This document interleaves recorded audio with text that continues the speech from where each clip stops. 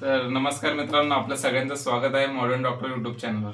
तर जसं की तुम्हाला माहिती आहे, आपण एक प्रेडिक्शन सिरीज चालू केली होती, म्हणजे फक्त तुमच्यासाठी चालू केली होती की पेपर प्रेडिक्ट करत होतो, काय कोणते क्वेश्चन येईल काय काय नाही. तर आपण जसं पहिला पेपर प्रेडिक्ट केला होता समिताचा, तिथे तुम्ही 70% पेपर समिताचा आला होता. तुम्ही सॉल्व्ह केला, तुम्ही कमेंट्स पण केले, सर चांगला पेपर गेला वगैरे. त्यानंतर आपण संस्कृत 1 आणि संस्कृत 2 पेपरचे MCQ सांगितले होते आणि काही पेपर कसं लिहायचं काय काय नाही ते सांगितलं.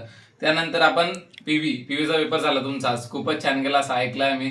काही लोक म्हणत होते की सर असं वाटलं की पेपर बघितलेला आहे आम्ही, आणि काही लोक असं म्हणले की सर पेपर बघितलाय पण खूप लेंथी होता असं वाटलं.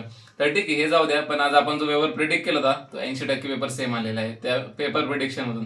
तर आणि आपण पेपर 1 चे MCQ पण सांगितले होते की आपण PDF देतोय पेपर 1 ची, तर त्यातूनच MCQ आलेला आहे. आम्ही क्रॉस चेक केलं, 14 ते 16 MCQ त्यातून आले. पण विचारल्यानंतर मुलांना असं माहिती पडलं की बऱ्याच मुलांचे 17 ते 18 19 MCQ राईट आलेले.